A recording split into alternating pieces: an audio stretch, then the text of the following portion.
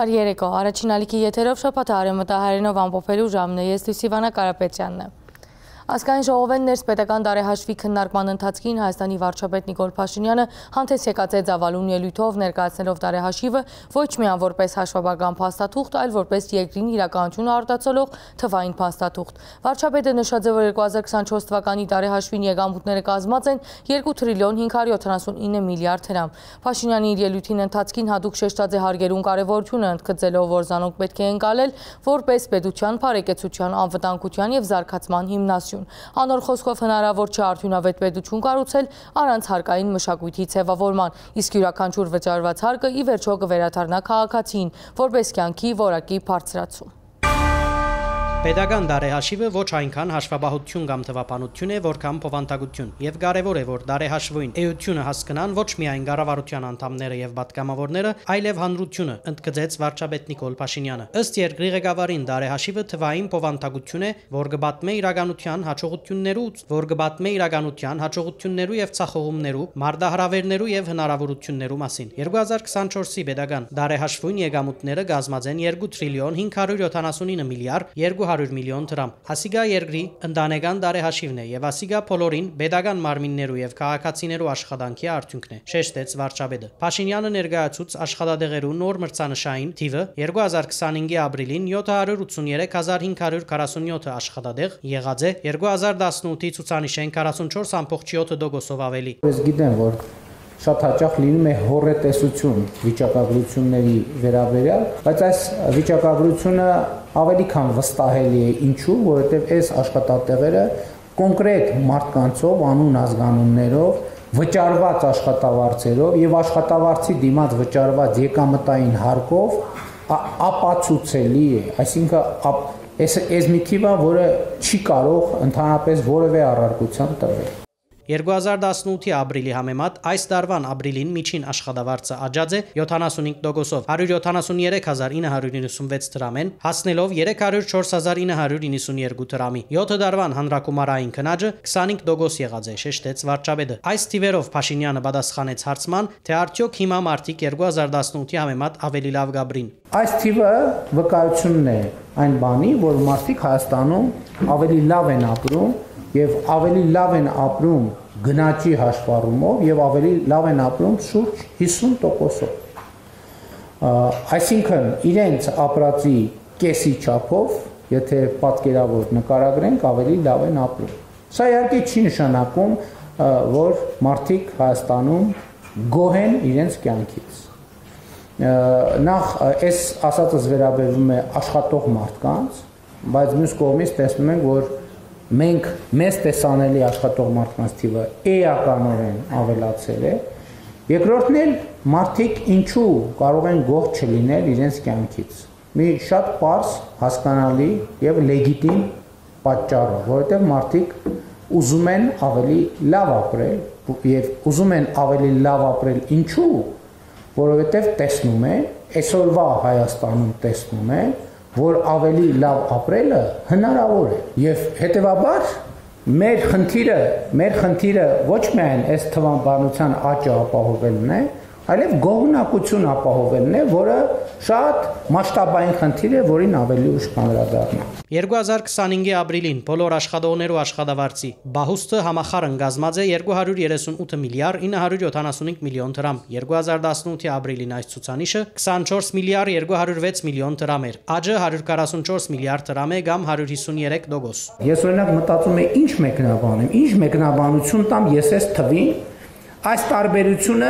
շատի ու քչի մասին չի ամենևին, որովհետև սա մի դեպք չի, որ ասենք, տեսեք, այն ժամանակ քիչ է եղել, հիմա շատ է։ Սա տարբերությունը պետության եւ չպետության միջեւ։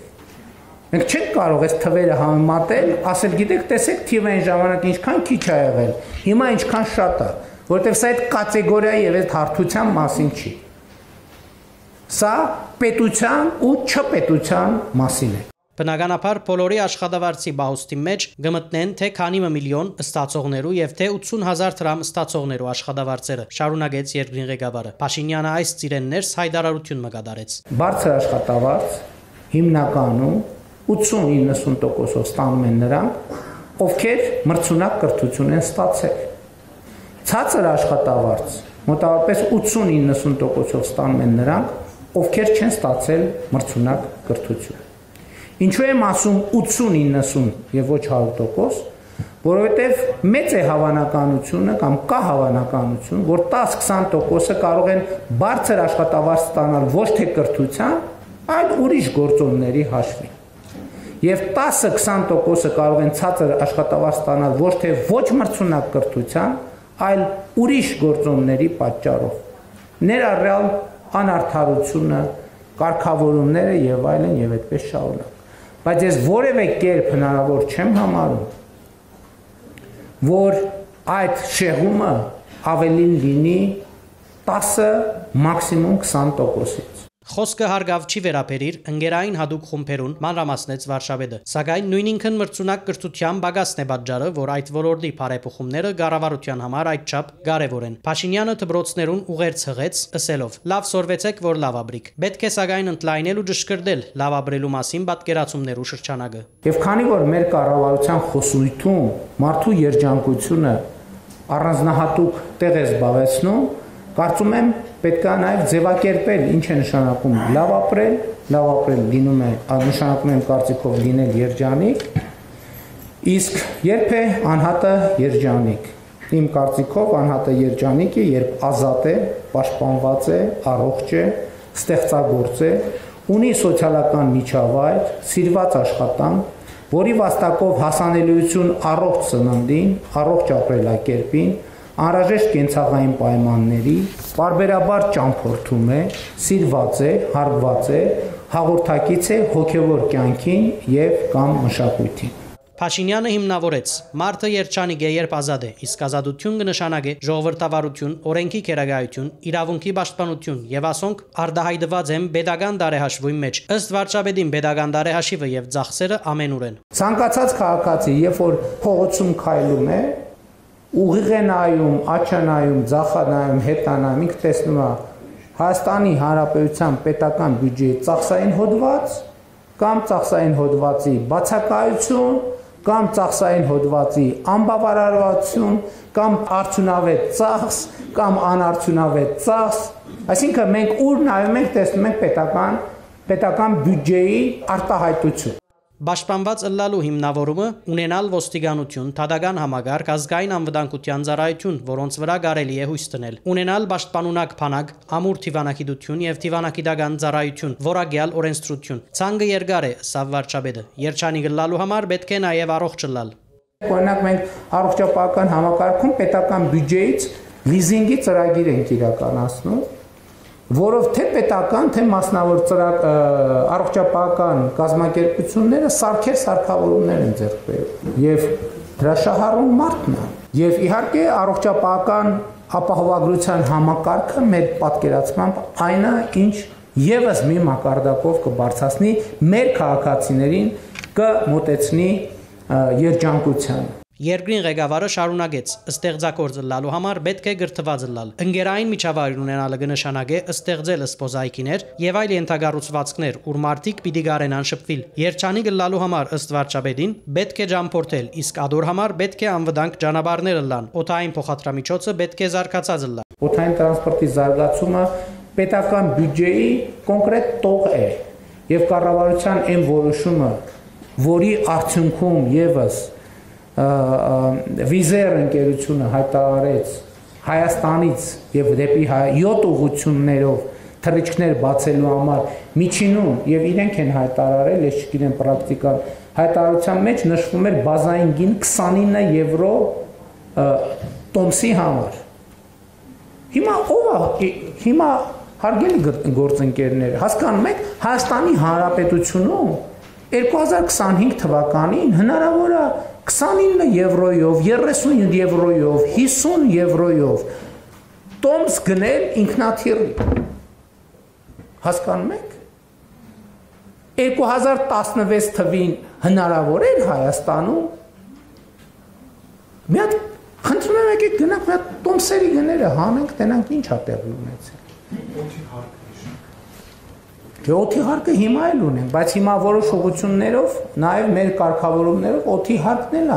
օդի հարկի հարցն էլ է լուծված։ Սիրված աշխատանքը ունենալը եւս կարեւոր է։ Կառավարությունը բարձր արհեստագիտությանց եւ այլ ոլորտներու մեջ կխթանե նոր աշխատադեղերու ստեղծումը։ Դարեհաշվույն ծախսային դող է սնունդի անվտանգությունը եւ չափանիշերու սահմանումը, նաեւ առողջ ապրելակերպը, շարունակեց վարչապետը։ Բայց նաև քաղաքացիների ընկալումը առողջ ապրելակերպի նկատմամբ մեծացնելու համար այդ թվում հանրահռչակման ծրագրեր ենք մենք իրականացնում, այդ թվում, որ իմ կողմից հեծանիվ վարելու մղումը, էդ էլ է որոշակի բյուջետային ծրագրի իրականացում, ցույց տալու համար, որ ամոթ չի, որ 49-50 տարեկան տղամարդը հեծանիվ քշի, ամոթ չի ուղղակի։ Հաղորդակից լինել հոգևոր կյանքին եւ մշակույթին։ Այսօր Հայաստանում շատ ակտիվ մշակութային կյանք կա, այդ թվում բյուջետային են ծրագրերի եւ այն բանաձևերի միջոցով, որը կառավարությունը ընդունել է։ Դուք գիտեք, որ մենք արդեն մի քանի մշակութային հաստատություններում էքսպերիմենտալ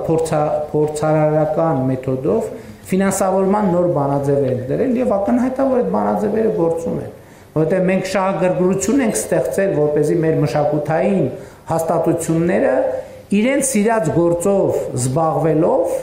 իրենց համար ավելի մեծ եկամուտ գեներացնել եւ ինչքան իրենք եկամուտ գեներացնեն, մենք այդքան կավելացնենք։ Պետական դարեհաշվույն ծախսային դողով կառավարությունը մինչև 12 տարեկան երեխաներու համար տանկարաններու մուտքը դարձուցած է անվճար։ Պետական դարեհաշվույն հաշվին թատրոն, տանկարան, համերգ այցելելու բաժանորդակրային ծրագիր ստեղծած է դպրոցականներուն համար, հոգալով նաև փոխադրամիջոցային ծախսը։ Հոգևոր կյանքին հաղորդակցությունը նույնպես պետական բյուջեի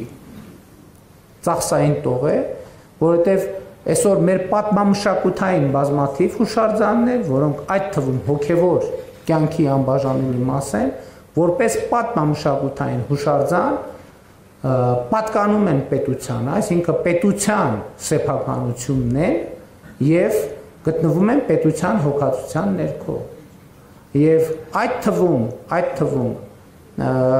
ենթակառուցվածքներ պետք է լինեն, որպեսզի մարդիկ հնարավորություն ունենան հաղորդակցվել այդ հոգևոր արժեքների հետ։ Բայց նաև պետք է կառավարությունը խստիվ վերահսկողություն սահմանի, որպեսզի, ինչպես արդեն առիթ ունեցել եմ ասելու, ոմանք այդ պատմամշակութային հուշարձանները չուլան չդարձնեն, որովհետև ել եմ ասում, դա վիրավորում է մարդկանց հոգևոր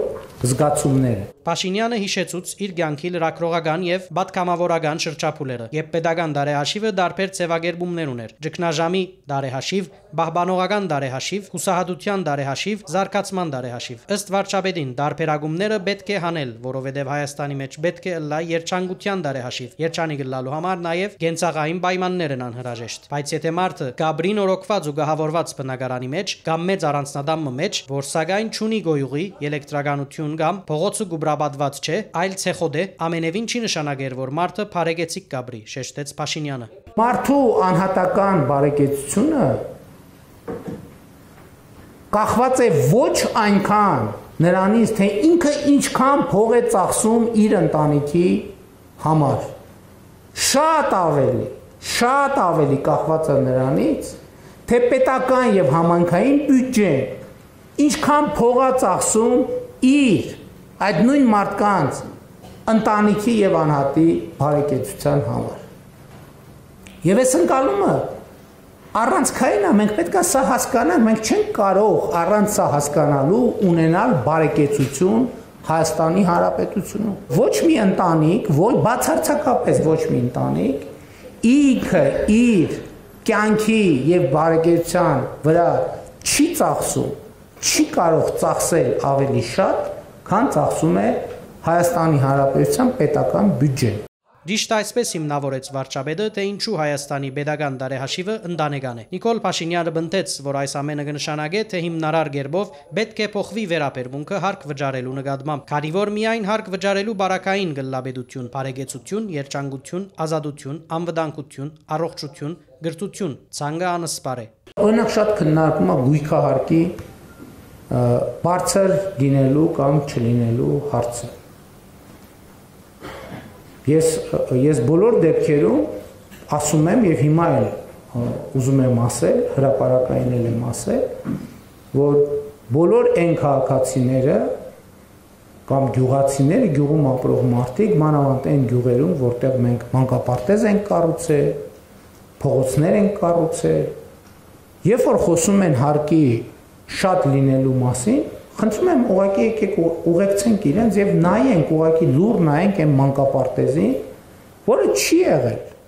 Շիրակի մարզի Արեգնադեն գյուղում իր գոյության ողջ պատմության ընթացքում, ողջ, հասկանում եք, հազարամյա պատմության ընթացքում չի եղել դպրոց։ Չի եղել դպրոց։ Մենք այսօր մանկապարտեզներ ենք կառուցում այն գյուղերում, որտեղ այդ գյուղերի հազարամյա պատմության ընթացքում չի եղել մանկապարտեզ։ Հարգելի գործընկերներ, մենք պետք է ի վերջո արձանագրենք մի բան։ Հասկանում, մենք շատ ենք սիրում, չէ՞, խոսել քաղաքակրթության մասին։ Եվ դա մեր սիրած թեման է։ Մեր գյուղերի 90, այսինքն մեր գյուղերի 100%-ի փողոցների 90%-ը գոյության ողջ պատմության ընթացքում եղել են ցեխի մեջ։ Այս ամեն ինչը ասում եմ նրա համար, որ ցույց տամ հարկի բյուջեի մարդկանց անհատի բարեկեցության կապը, բայց չեմ կարող ժխտել, որ մեզ հարկային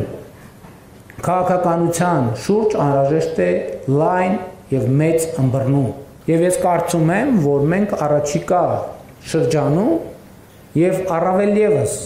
առաջիկա խորհրդարանական ընտրությունների համատեքստում հերթական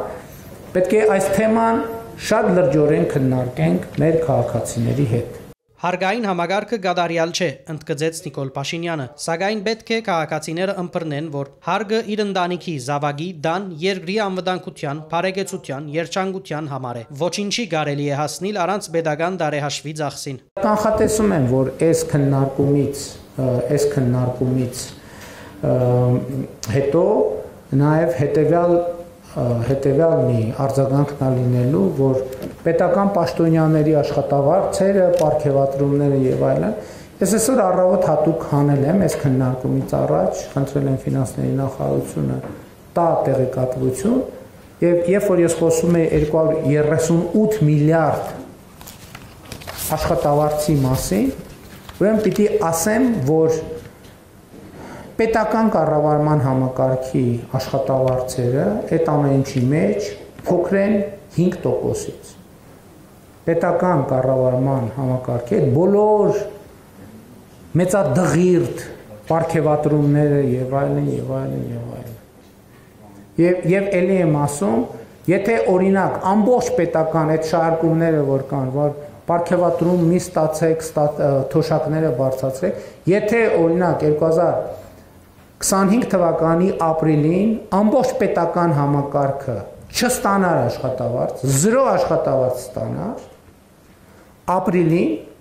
թոշակները հնարավոր կլիներ բարձրացնել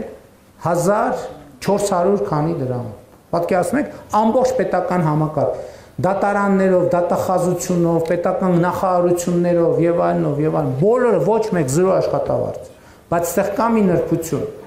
Այդ աշխատավարձ, այդ թոշակը, որը այդ համակարգին աշխատավարձ չտալով կարելի էր 1500 դրամ բարձրացնել, ենթադրենք մարդը ստանում է հիմա 30000 դրամ թոշակ։ Ենթադրենք ապրիլին մենք որոշել էինք, որ վերջ այս ամիս պետական հիմնարկներ, պետական համակարգը աշխատավարձ չի ստանում եւ դրա արդյունքում պետք է թոշակառուն ստանալ 31500 դրամ կենսաթոշակ։ Որոշումը կլիներ, բայց կենսաթոշակների 70%-ը այդ կենսաթոշակը չէր ստանա ֆիզիկապես, որտեվ հրճակված կլներ, բայց այն համակարգը, որը պիտի այդ թոշակը A կետից հասնի B կետը, ուղղակի այդ համակարգը գոյություն չէր ունենա։ Լավ, մի ամիս կարար գոյություն ունենար, երկրորդ ամիսը գոյություն չէր ունենա արդեն։ Լավ, երկրորդ ամիսը գոյություն ունենար, երրորդ ամիսը գոյություն չէր ունենա վստահաբար։ Որովհետև ոչ մեկ չէր համաձայնվի առանց աշխատավարձի աշխատել։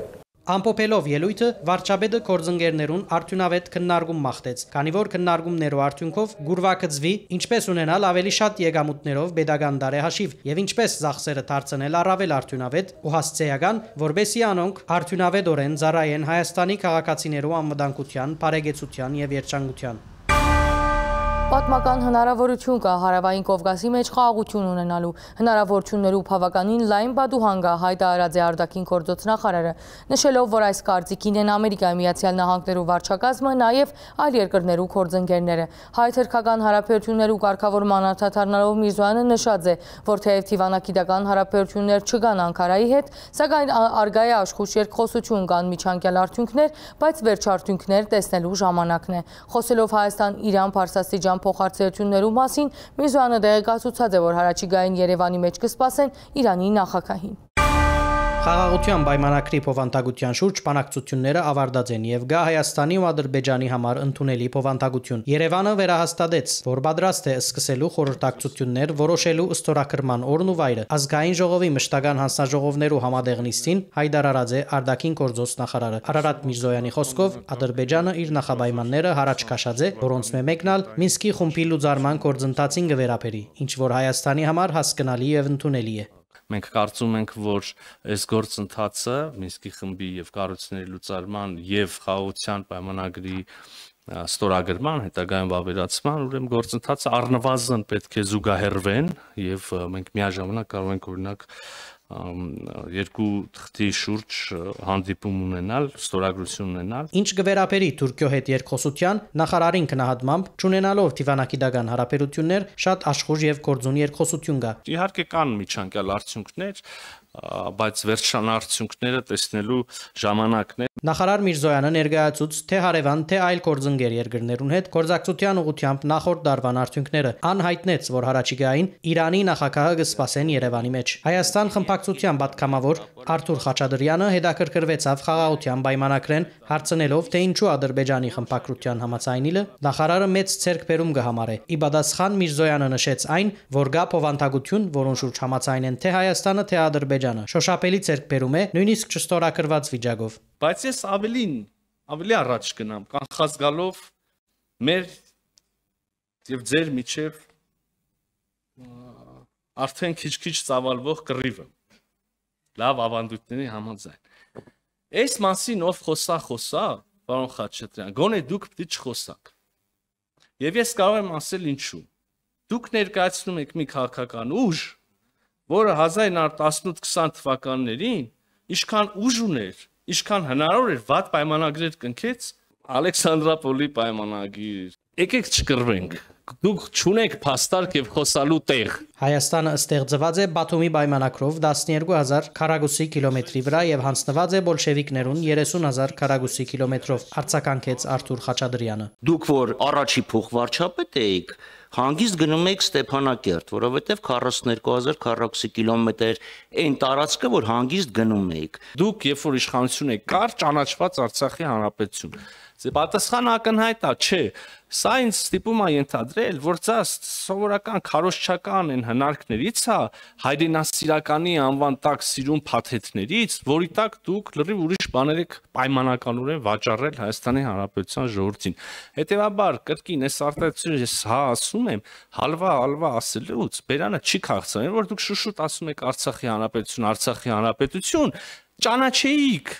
այդ Արցախի Հանրապետությունը, հետո էլ կասեք, հետո რა կասում եք մենք ձեզ թողել ենք 42000 քառակուսի կիլոմետր, ես հարցնում եմ ինչ Հայաստանի Հանրապետություն,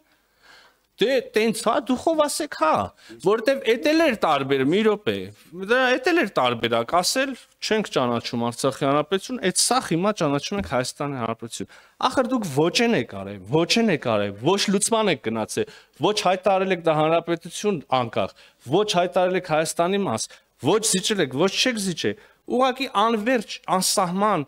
ձգել եք ստատուս քվոն, իմանալով, քաջ իմանալով, որ դա մի օր պայթելու է ժողովրդի գլխին։ 2018-ի ոչ բռնի Թավշյա հեղափոխությունն յետ, երբ իշխանությունը դեր նոր առաջնահերթություններ կսահմաներ եւ կփորձեր իրականացնել, Միրզոյանը հիշեց, որ լայնածավալ քննարկումներ կային ընդդիմության կողմէ, թե եկած են հողերը հանձնելու։ Մենք էլ այնքան միամիտ էինք, որ այդ ժամանակի գլխի էլ չէինք ընկնում, ինչի մասին են խոսում, այս ինչ աբսուրդ մեղադրանքներ են հիշեցնում։ Ես այն չեմ ուզում ասում։ Ուզեն ցույց տալ, որ դուք լավ էլ իմացել եք, որ այդ մի օր պայթելու է, եւ հետեւաբար իմ համար սա ձեզ անձնապես չեմ ասում, չնայած համարձակություն ունեմ ասելու, որ նաեւ կարծում եմ անձնապես էլ մաս եք այդ ամեն ինչի։ Իմացել եք, որ այն գիծը, որ ոչ մի հստակ բան չի կարել, եւ իմացել եք, որ դա մի օր պայթելու է ժողովրդի գլխին։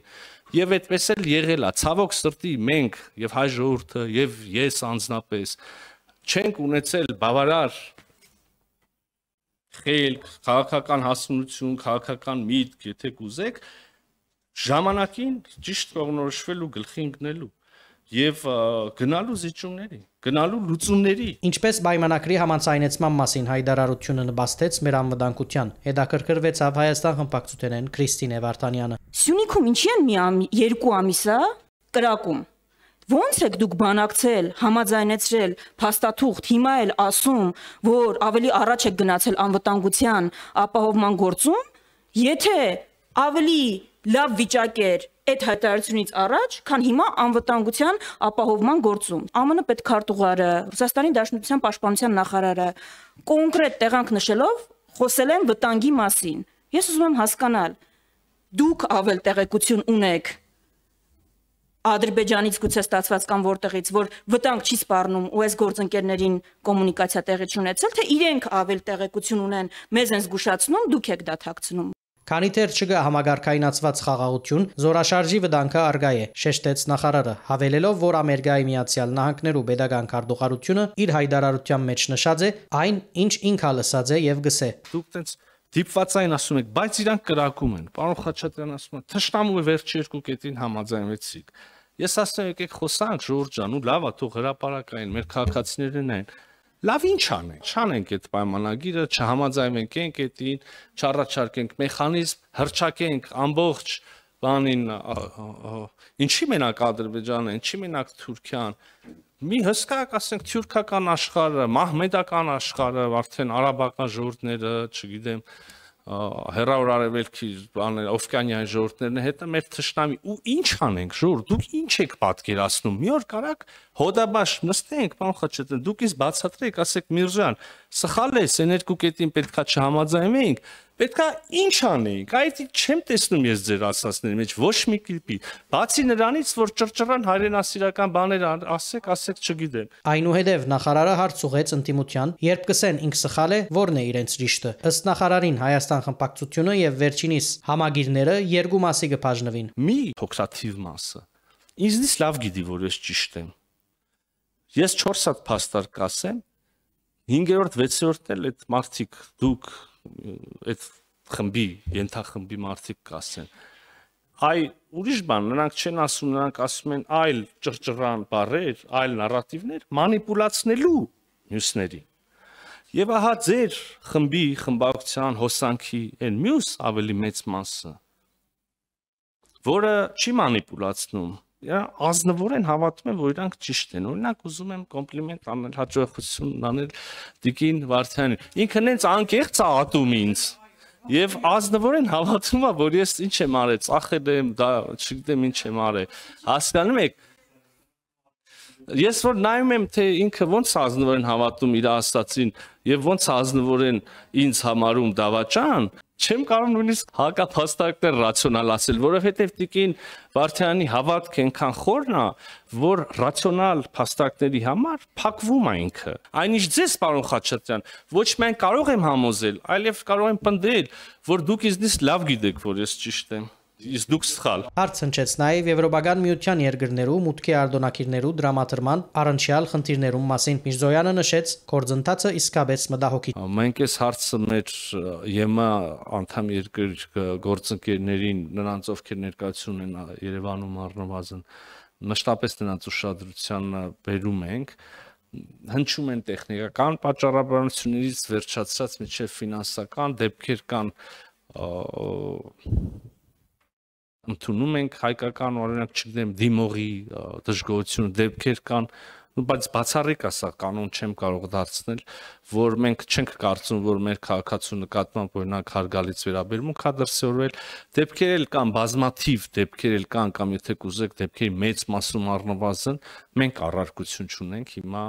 այդտեն իրենց ընթացակարգերը եւ իրենց որոշելիքն վերջնական առումով։ Խնդրին լավագույն լուծումը մուտքի արտոնագիրներու ազատականացման կորձընթացին արդյունավետ եւ հնարավորինս արագ ավարտն է, ուր Հայաստանը եւս ընելիք ունի։ Պատգամավոր Քեղամ Նազարյանը հետաքրքրվեցավ Հայաստան-Ռուսիա հարաբերությանց ներկայիս ընթացքի մասին, նաեւ թե որքանով հայ-ամերիկյան հարաբերությանց զարգացումը կխոչընդոտե հայ-ռուսական եւ հայ-իրանական հարաբերությանց զարգացման։ Ռուսիո հետ գործընկերային հարաբերություններ կան, ամեն ինչ հարթ չէ, կան անհամաձայնություններ, սակայն բազմաթիվ այլ հարցերու մեջ համաձայնություններ կան։ Մեր եւ Միացյալ Նահանգների հարաբերությունները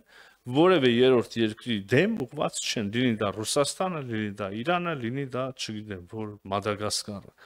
Եվ մենք սա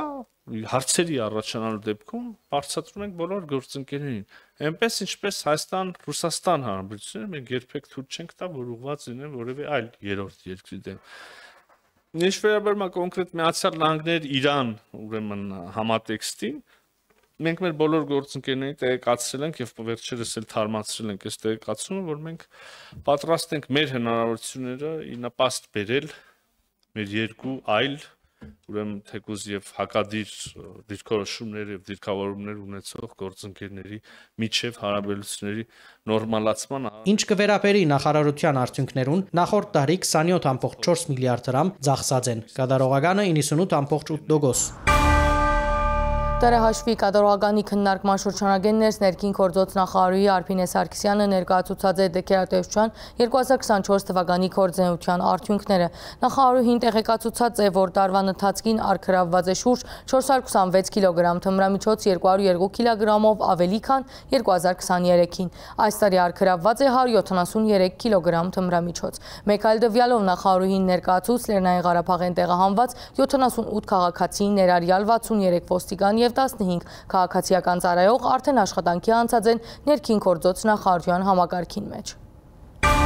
2024 թվականի ներքին գործոց նախարարության հատկացված է 100 միլիարդ 957 միլիոն դրամ, կատարողականը 97.2% է։ 2024-ին ամբողջությամբ ավարտած է ներքին գործոց նախարարության ձևավորումը, զեկուցեց նախարար Սարգսյանը, անձնագազմը դեղույն վրա է։ Այս տարի ալ աշխուժ աշխատանքներ կկատարվին ոստիկանության բահագախումբի կառուցվածքը ավարտելու եւ գնումներն կատարելու համար։ Արփինե Սարգսյանը կատարված աշխատանքը թվարկեց։ 2024 թվականին արգրավել է շուրջ 426 կիլոգրամ տարբեր տեսակի թմրամիջոցներ, ինչը 2023 թվականի համադրությամբ ավելի է 202 կիլոգրամով շուրջ։ Բայց նաև շեշտեմ, որ պահպանելով գիծը 2025-ը եւս հետևողականորեն շարունակում է այս ուղղությամբ աշխատանքները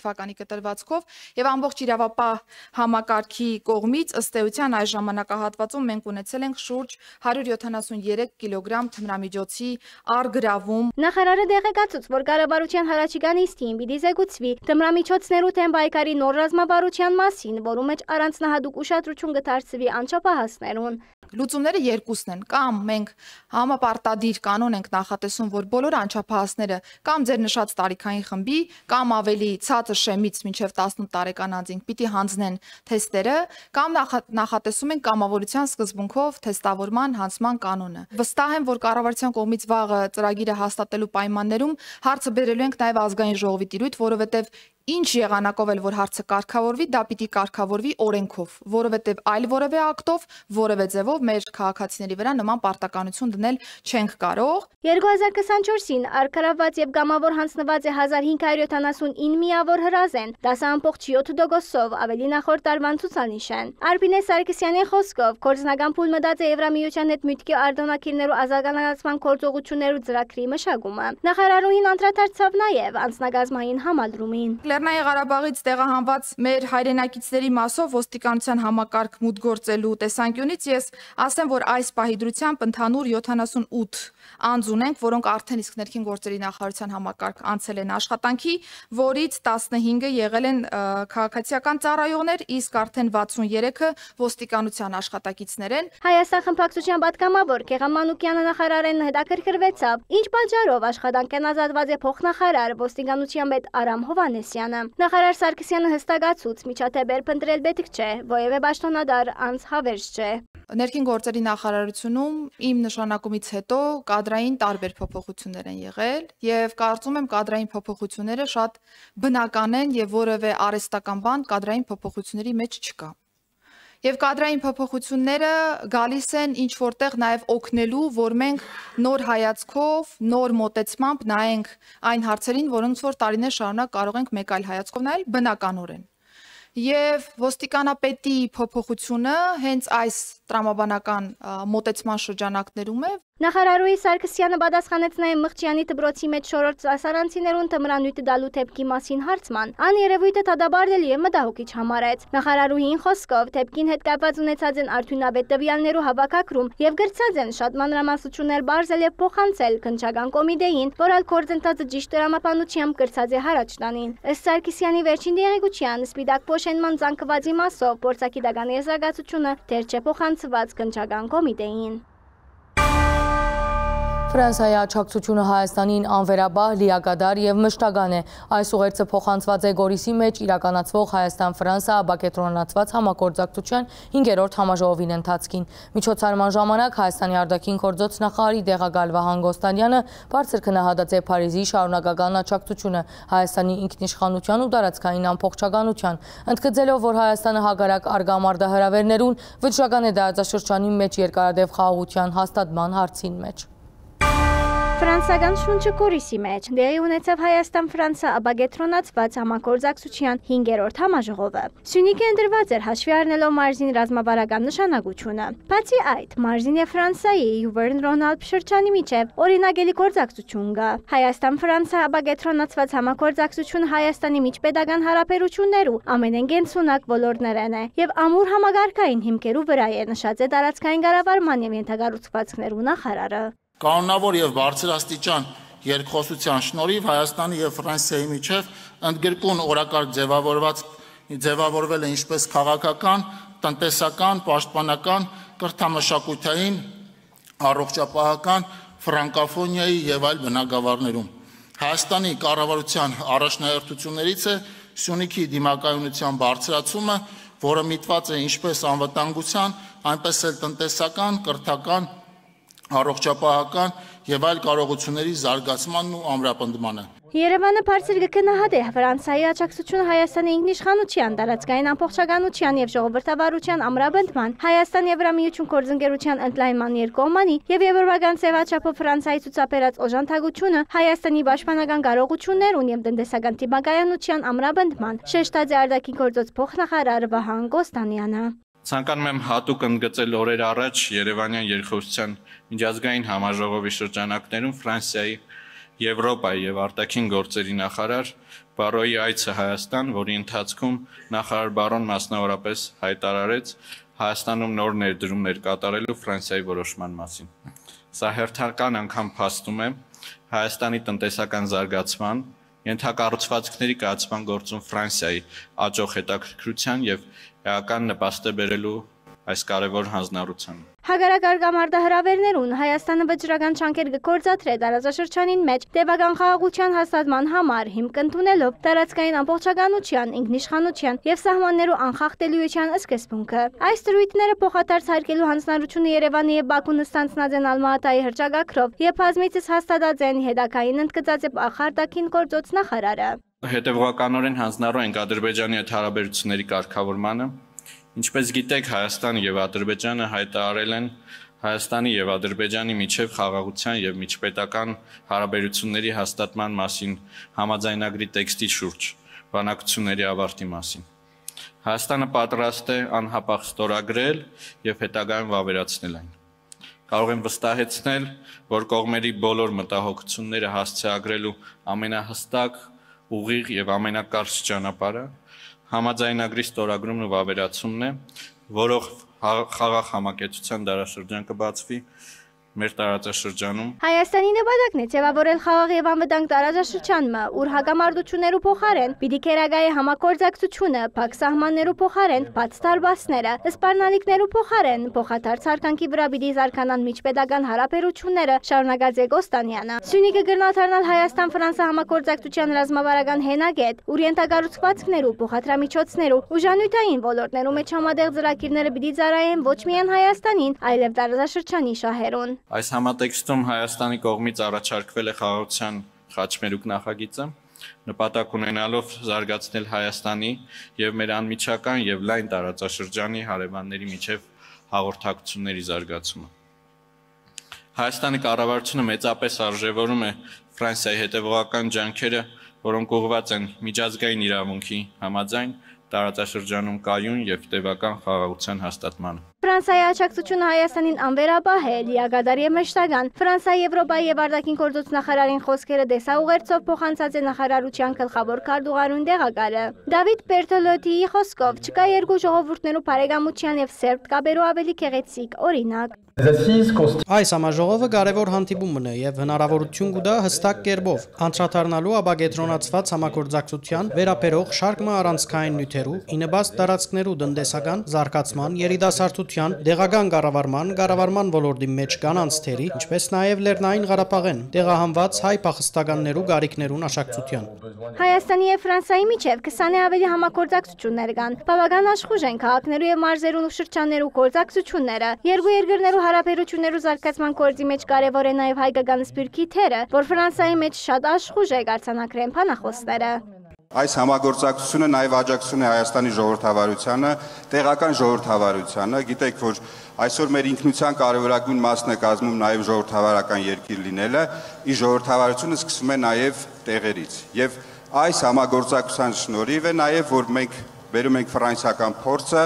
օգնելու մեր համայնքներին լուծելու իրենց խնդիրները եւ զարգացնելու տեղական ժողովրդավարությունը։ Հայաստանի մեջ Ֆրանսիայի տեսփանի համոզմամբ Փարիզի ներկայությունը կորիսի մեջ նշանակալից է, քանի որ հայ-ֆրանսական հարաբերությունները ռազմավարական դարձած են։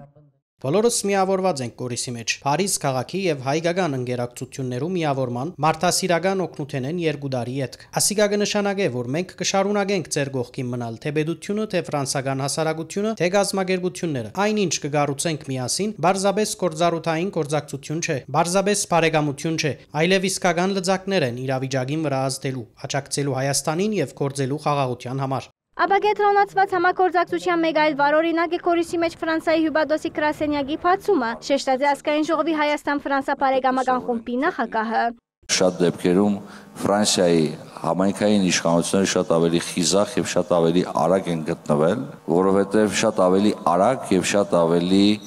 կոշտ արձագանք են տվել այն բոլոր իրավիճակներին, երբ անհրաժեշտ է եղել սատար կանգնել Հայաստանի Հանրապետությանը։ Հայաստանին վերաբերող հարցերուն շուրջ ֆրանսացիները նույնիսկ քաղաքական դաշտերներ չունին դարակարծություններ, արձանագրած են ֆրանսական կողմին փանախոսները։ Ամբողջ ժողովրդավարությունը վտանգված է, եթե անիկա վտանգվի Հայաստանի մեջ։ Ասիկա է իմ ուղերձս, ոչ մեկ բան պետք է բաց թողել, անպայման պետք է լալ ամուր եւ հարաճար։ Վերջին 6 տարվան ընթացքին ֆրանսական դրամակոլուխով 259 ընկերություն բացված է Հայաստանի մեջ եւ ասիկա գվկայ է, որ Հայաստանի մեջ պայմանները քրավիչ են գործարարության համար։ Անչափ կարեւոր է Սյունիքի եւ ամբողջ Հայաստանի տնտեսական թիմադրողականության բարձրացումը, ընդգծած է տնտեսության փոխնախարարը։ Այս դիրեններսալ Սյունիքի մարզվետը թվարկած է ֆրանսական կողմի աջակցությամբ մարզի մեջ իրականացված եւ իրականացվող աշխատանքները, ռոռոկման եւ խմելու ճրագիծերու կառուցում, առողջապահական ոլորտի ներս հայկական ներդրումներ։ Ռոբերտ Ղուկասյանի խոսքով Սյունիքի մարզի մեջ հիմա 1 միլիարդ դոլարի աշխատանք իրականացվի, մեծ թիվով դպրոցներ, ճանապարհաշինական հսկայական աշխատանքներ։ Մարզվետ Ղուկասյանը հույս հայտնած է, որ բոլոր այն բարականերուն, երբ միայն տրամամիջոցները կբացակային, հարցը պիտի լուծվի համատեղ ջանքերով։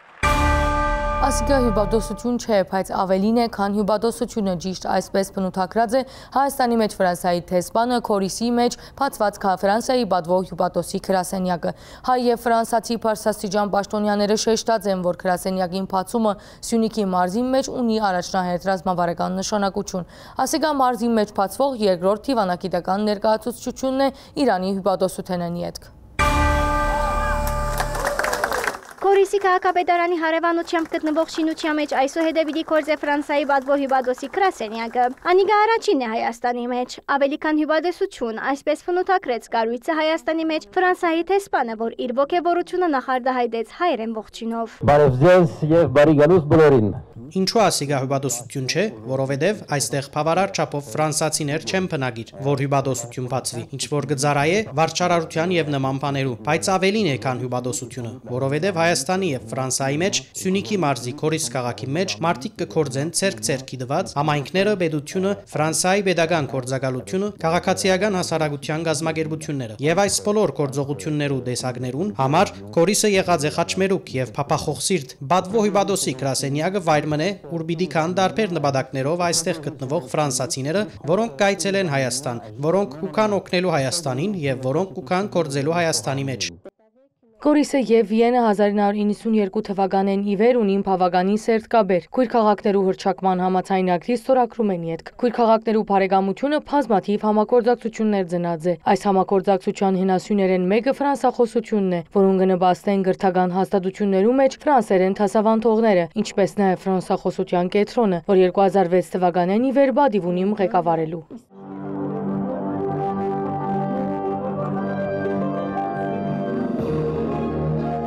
Քույր քաղաքներու հուշակրի ստորագրում են յետք, Կորիսը ավելի հաճախ պիտի ունենա ֆրանսացի հյուրեր։ Սյունիքում ֆրանսիացիներ չեն բնակվում, բայց այստեղ են հաճախ խաչվում հայ-ֆրանսիական բարեկամության ճանապարհները։ Այդ ճանապարհին այսուհետ կգործի Գորիսում բացված հյուպատոսական այս գրասենյակը, որը կարող է դառնալ ֆրանկոֆոն քաղաքացիների պաշտոնական ներկայացուցչությունը։ Կառույցին բացումը Սյունիքի մարզի մեջ առաջին հերթին ռազմավարական նշանակություն ունի, ընդգծեցին Հայաստանի ու Ֆրանսիայի բարձրաստիճան ներկայացուցիչները։ Ըստ մարզվետին, ասիկա շարունակությունն է եւ ոչ թե ավարտը Ֆրանսիայի հետ արդեն իսկ իրականացված ծրագիրներում։ Բազմաթիվ են Հայաստանի եւ Ֆրանսիա հարաբերություններից բխող տարբեր ծրագրեր, այսինքն ակտիվությունը շատ մեծ է։ Եթե դուք երեք եք եկել այստեղ, վստահ եմ, որ դուք ամբողջ օրվա ընթացքում կտեսնեիք հենց այդ ֆրանսիական շունչը Գորիսում։ Բնականաբար հյուպատոսական գրասենյակը այն բոլոր առաջացող խնդիրները, որոնք որ դեսպանատունը շատ ավելի հեռու է այստեղից, դա պետք է իրականացնի հյուպատոսական գրասենյակը։ Հաշվի առնելով, որ Պատվո հյուպատոսի գրասենյակի մասն է խոսքը, այստեղ առավելապես քաղաքական ներկայացության եւ սիմվոլիկ նշանակության մասն է խոսքը գնում, հյուպատոսական գործունեություն որպես այդպեսին օրինակ վիզաների տրամադրում, եթե ես չեմ սխալվում, չի նախատեսվում։ Երբևէ չի եղած պաշտոնական հայտարարություն այն մասին, որ պիտի բացվի հյուպատոսարան, հայտարարեց փոխնախարարը, կարևորելով փաստը, որ ռազմավարական նշանակություն ունեցող մարզի մեջ Ֆրանսիան կփանա հյուպատոսի գրասենյակ։ Նման պաշտոնական հայտարարություն երբեք չի եղել։ Եվ դրանով վերադառնում ենք կրկին այն հարցին, որ կան երրորդ ուժեր, որոնք փորձում են այս թեմայի եւ ընդհանրապես տարբեր թեմաների հետ կապված ստեղծել աժոտաժ, ստեղծել շատ ավելի մեծ սպասումներ, քան իրականում կա, որպեսզի հետագայում հիասթափություն քաղաքացիների մոտ առաջ։ Դիվանագիտական ներկայացվածությունը այստեղ, ինչը կարծում եմ շատ լավ է, առավել կարևոր է ընդգծել, որ սա երկրորդ արդեն դիվանագիտական ներկայացուցությունն է Սյունիքի մարզում, առաջինը իրանական կողմի ներկայացվածությունն էր հյուպատոսարանի գոյություն ունենալն է Սյունիքի մարզի Կապան քաղաքում եւ սա արդեն երկրորդն է, ինքը դիվանագիտական առումով հետաքրքիր ներկայացվածություն է, ինչը մենք ողջունում ենք։ Մարզի մեջ առաջին դիվանագիտական ծառայության գաբանի մեջ Իրանի հյուպատոսության ներկայությունը ապացուցած է, որ ադոնք կարևոր օղակ են գաբերը ամրապնդելու համար։ Իրանի գլխավոր հյուպատոսությունը հիշում եք, որ Հայաստանի համար քաղաքական եւ աշխարհական ռեգիոնալ առումով շատ դժվարին ժամանակահատվածում բացվեց եւ մենք շատ բարձր ենք գնահատում Իրանի մեր գործընկերների այդ քայլը։ Այս տարիների ընթացքում Իրան գլխավոր հյուպատոսությանը հաջողվել է նաեւ ամրապնդել կապերը ռեգիոնալ առումով Հայաստանի եւ Իրանի սահմանակից մարզերի եւ համայնքների միջեւ։ Իսկ արդյոք Սյունիքի մեջ բացվող հաջորդ դիվանագիտական ներկայացությունը կգնալալ Ռուսիո գլխավոր հյուպատոսության բացումը։ Արտաքին գործոց փոխնախարարը հայտնեց, որ խոչընդոտներ չկան։ Գործընթացը բնականon հունով կշարունակվի, երբ բացվի եւ եթե բացվի, բոլորը տեղյակ կլան։ Կառավարության աշխատվան նիստին քննարկված են համայնքներու գույքի վերադարձը, թմրամիջոցներու աբորինի շրջանառության թեմ պայքարի արդյունքները, ինչպես նաև ճանապարհաշինության հատկացված միջոցները։ Վարչապետ Նիկոլ Փաշինյանը հայտնած է, որ շուրջ 13.8 միլիարդ դրամ պիտի հատկացվի 58 կիլոմետր ճանապարհներու եւ 2 կամուրջներու հիմնանորոգման։ Անդրադարձ կատարված է նաև պետության վերադարձված գույքին։ Հայաստանի գլխավոր թագախազոյ Վարդապետյանը ներկայացուցած է, որ Դիլիջանի նախաբես օտարված մանկաբարձին շենքը վերադարձված է համայնքին, իսկ վերջին տարիներուն ընդհանուր առմամբ պետական եւ համայնքային սեփականության վերադարձված է շուրջ 210 միլիարդ դրամի գույք եւ միջոցներ։ 13.8 միլիարդ դրամ պիտի հատկացվի ընդհանուր 58 կիլոմետր միջպետական, հանրապետական, մարզային նշանակության ճանապարհներու եւ 2 գամուրջներու հիմնանորոգման համար։ 2.3 միլիարդ դրամ ալ պիտի ուղղվի միջին նորոգման։ Վարչապետը ներկայացուց ճանապարհաշինական ծրագիրներուն ընթացքը, անդրադառնալով նաեւ Թթուչուր Նավուր ճանապարհին, որուն մեծ մասը գուբրաբադված է։ Գումար պիտի ուղղվի ճանապարհի 15.1 կիլոմետրի հիմնանորոգման։ Մեծ մասը ավարտված է, այսինքն ասֆալտարված է, արդիկ հիմա էլ երթևեկում են, այնտեղ մի կտոր կա, որտեղ սողանքային ջրերի եւ այլն հետ կապված խնդիր ա եղել այդ հատվածը, այդպես մի քիչ բարդություններով է եւ էլի մայիսին էր կարծեմ, նաեւ շինարարին հրավիրեցինք։ Հիմա փաստորեն գետնի վրա աշխատանքները սկսել են եւ նախատեսում ենք ավարտել այս տարի։ Մայիսին Դավուշ այցելել են յետ վարչապետը այս ճանապարհով Երևան վերադարձած էր։ Ծանոթացած էր ճանապարհահատվածին վրա հարաճած խնդիրներուն, երկրի ղեկավարին հավաստիացուցած էին, թե ադոնք արագ պիտի լուծվին։ Ասֆալտը երբ են փռում։ Վարորդին հարցմանի պատասխան աշխատագիծը ի նշան համացայնության գլուխը շարժեց։ Շինարարական սարքավորումները արդեն դեղվույն վրա են։ Պիտի հիմնանորոգվի նաեւ Փջնի ամրոց դանող ճանապարհը։ Ասորմով այս փուլին պիտի ամբողջանան Փջնի զբոսաշրջային հատվածի մեջ կառավարության խոշոր ներդրումները, նշեց վարչապետը։ Այնտեղ տեսնելու, զգալու, ապրելու բան կա Բջնիում, որը մեր պատմության շատ կարևոր կետերից է եւ իհարկե Բջնի մասին էլ եւ Բջնի ամրոցի մասին էլ եւ իրադարձությունների մասին էլ շատ բան կարելի է կարդալ եւ զբոսաշրջային հոսքերը հույս ունեմ եւ համոզված եմ նաեւ Բջնիում տնտեսական նոր ակտիվություն կբերի։ Այս տարի պիտի ավարտի նաև Նավուրեն Չինչինով Վարակավան դանող 10 կիլոմետրանոց ճանապարհին հիմնանորոգումը։ Նշվեցավ, որ ընթացիկ դարվա մեջ գուբրաբադված է 48 կիլոմետր ճանապարհ։ Կառավարության որոշմամբ Կրթության, գիտության, մշակույթի եւ մանրամարզության նախարարության կամրացվի աշտարակի օրկով բնակավայրի մեջ գտնվող 4 հեկտար հողամասը, որուն շուգայական գալվածակրային մոդարկված արժեքը 31.7 միլիոն դրամ է։ Ասիգա համայնքային շահերու պաշտպանության կորձառույթով թադախազության ներկայացուցած հարցի բավարարման արդյունք նշեց գլխավոր թադախազուհին։ Նախկին ղեկավարը Օրգով համայնքի 2005 թվականի ապրիլի 25-ի աճուրդով 4 հեկտար մակերեսով հողամասն օտարել էր իր որդուն, ավելին հողամասը տարիներ շարունակ չի օգտագործվել իր նպատակային նշանակությամբ։ Իթիվս այլ քույքերու Թիլիջանի Շահումյան փողոցի 34 հասցեի 891.1 քառակուսի մետր մագերեսով մանգաբարդեզին մասնաշենքը եւս վերադարձված է համայնքին։ Մանգաբարդեզի շուգայական մոդավոր գալվածակրային արժեքը 85 միլիոն 935 հազար դրամ է։ Վարչապետը հիշեցուց, որ կառավարության նիստերեն մեկուն այս հարցին անդրադարձած է։ Այսպիսի մի ձևակերպում է արել, որ նախկին մի պաշտոնյայի ընտանիքի անդամներից ընտանիքի հետ է կապված այդ մանկապարտեզի հարցը եւ պատմությունը, դե մտածելով կառավարության նիստա, դե հիմա ինչ կարիք կա կոնկրետ ասել։ Եվ հետո այդ կառավարության նիստից դուրս եմ գալիս, չգիտեմ, այդ ընթացքում դրանից ինչքան առաջ, ինչքան հետո տեսնեմ այդ նախկին պաշտոնյան թուրու թվանքը առած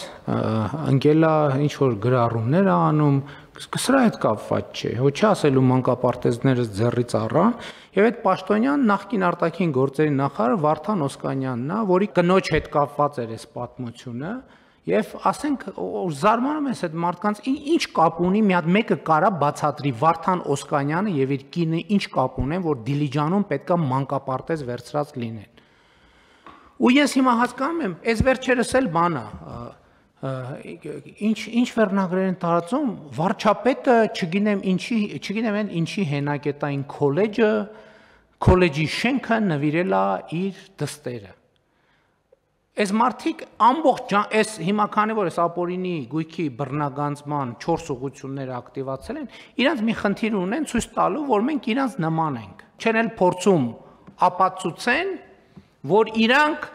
թալանչի սրիկաս տահակ են, կներեք այս բառակապակցությունների համար։ Իրանք հիմա ուրիշ խնդիր են դրել։ Իրանք Վարչապետը Ֆրանսիայում 3 միլիոն բանով եվրոյով տուն է գնել։ Ասենք մերկու դաշնակ մաշնակ կա Ֆրանսիայում, տանում են 3 եվրոյով կայք են բացում մի շաբաթանոց, մեջը ինչ զառանցանք ասես դնում, դե արի ապացուցի, որ ասում եմ, այս մարդիկ Քոչարյանա սերժական ստահակ զանգված էլ չել փորձում ապացուցի, որ իրանք բան են։ Եվ մենք կոռեկտություններ պահելով սխալվում ենք։ Օրինակ մենք չենք արձանագրել պաշտոնապես, որ Ռոբերտ Քոչարյանը կաշառակեր է։ Եվ դա արձանագրված է դատարանի որոշմամբ։ Որովհետև մարդը գնացել է իր դեմ կաշառքի գործը, ասելա վաղեմության ժամկետ կիրառեք։ Դա տեղի է ունենում այն ժամանակ, երբ որ ինքը խոստովանում է, որ ինքը կաշառակեր է։ Հիմա Հայաստանի Հանրապետության դատական համակարգում պաշտոնապես արձանագրվել է, որ Հայաստանի Հանրապետության երկրորդ նախագահի պաշտոնը զբաղեցրած անձը կաշառակեր է։ Թող գնան դատի տան։ Հիմա սրանից հետո ես երբ ելույթ ունենամ Ռոբերտ Քոչարյան անունը հնչի, ասելու եմ կաշառակեր Ռոբերտ Քոչարյանը եւ այլն եւ այդպես շարունակ։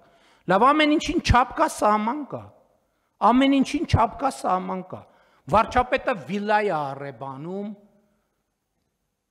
Իրանք էլ չեն ժխտում, որ բանում Հունաստանում բան կղզի ունեն։ Իրանք այլևս չեն կարա պաշտպանվեն, որ իրանք թալանչիկ կաշառակեր են։ Իրանք ուզում են ցույց տան, որ դե իրանք էլ են, իբր մենք էլ ենք թալանչիկ կաշառակեր։ Չեք հասնի այդ նպատակին,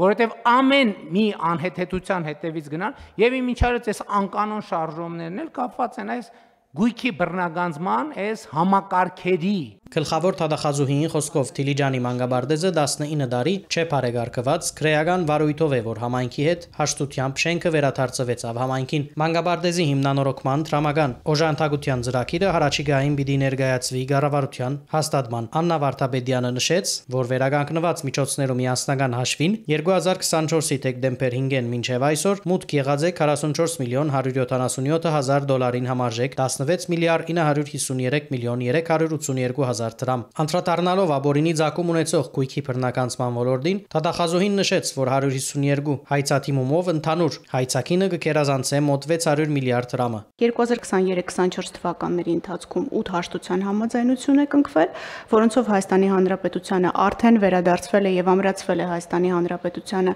7 անշարժ 2 շարժական գույք, 2025 թվականի հունիսի 3-ի դրությամբ 815 միլիոն 200 հազար դրամ է մուտքագրվել վերականգնված միջոցների միասնական հաշվին եւ 50720 եվրո միայն այս լիազորության ուղղությամբ անշարժ գույքերի կադաստրային մոտարկված շուկայական արժեքը 4 միլիարդ 200 միլիոն դրամ է։ 2018-2024 թվականներուն ընթացիկ եւ ավարտած քրեական վարույթներով դատարաններում մեջ ավարտած քրեական գործերով pedagogan եւ համայնքային շահերու պաշտպանության հայցերով օհաշտություններով զինվորական թադախազության գիրառած թադախազական ներկործության միջոցներով 2023-ին նաեւ աբորինի ցակում ունեցող գույքի բռնականցման կորձիկագազմով վերադարձված է մոտ 210 միլիարդ 79 միլիոն դրամի կամ 536 միլիոն 216 հազար դոլարի գույք եւ դրամական միջոց 46%-ը 96 միլիարդ 934 միլիոն դրամ վերադարձվել է 2023 եւ 24 թվականների ընթացքում։ Խոսքը չի գնում արգելադրված, ապագայում վերադարձվելիք, խոսքը գնում է փաստացի Հայաստանի Հանրապետությանը եւ համայնքներին վերադարձված գույքի եւ դրամական միջոցների մասին։ 23-24 թվականների ցուցանիշը դա ամբողջ 2018-24 թվականների ցուցանիշի համարյա կեսն է։ Կառավարությունը հաստատեց տմրամիջոցներու եւ հոգեմետ նյութերու աբորինի շրջանառության թեմ բայկարի 2025-2027 թվականներու գործողության ծրագիրը ըստ ՄԱԳ-ի տմրամիջոցներու եւ հանցավորության գրասենյակի 2024-ի աշխարհի տմրամիջոցներու զեկույցի վերջին տասնամյակին տմրամիջոցներու կորզածման դեպքերը 20%-ով ավելցած են, նշեց ներքին գործոց նախարարուհին։ Հայաստանի Հանրապետությունը չի կարող կղզի մնալ որպես այդպիսին եւ հաշվի առնելով ԱՊՕ-ի շրջանառության անդրսահմանային անդրազգային բնույթը, սա դերթափանցում է նաեւ Հայաստանի Հանրապետության տարածք։ Ունեցել ենք մտահոգիչ թվեր եւ ըստ այդմ մեր ռազմավարական մոտեցումները վերադասավորել ենք այս տեսանկյունից եւ պիտի փաստեմ, որ Եթե 2018 թվականին գրանցվել էր օրինակ այս խումբ հանցանքների 877 դեպք, 2021-22 թվականներին, երբ որ կառավարությունը նաև հայտարարեց այս խումբ հանցագործությունների դեմ պայքարը ավելի ինտենսիվացնելու քաղաքականության մասին, պիտի փաստեմ, որ թվերն էական աճ են ապրել, հաշվի առնելով բացահայտման աճի մասով մեր ունեցած տվյալները։ 2023 թվականին արձանագրված է 5070 դեպք։ Տվյալները վերլուծել է եւ անհրաժեշտ քայլեր ձեռնարկել է յետք 2024 թվականին թիվերը նվազած են։ Արձանագրված է 3639 դեպք։ Բացի հանցավորության դեպքերի նմանատիպ իրավիճակից, այս նվազումը նաև հիմք է եղել նրա, որ մանր չափի հատկապես բուսական ծագում ունեցող թմրամիջոցների դեպքերում, երբ որ մենք ունեցել ենք հանցանքի մասին հաղորդում, այստեղ հաշվի առնելով իրացման դրվագի բացակայությունը հիմնականում վարչական իրավախախտման տրամաբանության մեջ ենք հարցը դիտարկել։ Ոլորտին ռազմավարությունը ունի 13 ուղղություն։ Անցած է միջազգային փորձաքննություն թմրամիջոցներու աբորինի շրջանառության դեմ պայքարի մեջ, պիտի թիրախավորվին ներմուծումը եւ արդարացությունը, նշեց նախարարուհին, հավելելով, որ պիտի առաջարկեն դասակարգել թմրամիջոցները։ Ներքին գործոց նախարարուհին խոսքով 2024 թվականին իրավաբահ համագարքի խդացիալ աշխատանքի շնորհիվ աբորինի շրջանառութեն են դուրս բերված է մոտ 426 կիլոգրամ թմրամիջոց, մոտ 200 կիլոգրամով ավելի քան 2023 թվականին։ Այս տարի շրջանառութեն են համբած է 173 կիլոգրամ։ Հարցը ունի նաև այլ շերտեր։ Անոր համար թմրամիջոցներու աբորինի շրջանառության թեմ պայքարի ուղղությամբ աշխատանքը պիտի շարունակվի։ Թիրախը պիտի լան գրթության առողջապահության ոլորտները։ Նախարարուհի Սարգսյանը կարևորեց հանրային իրազեկման եւ իրավաբահ համագարքի կարողություններու հզորացման ուղղված աշխատանքը։ Այս շաբթվան համար մենք պատրաստած էինք այսքանը։ Շարունակեցեք հետևել առաջին ալիքին մինչ հաջորդ շաբաթ։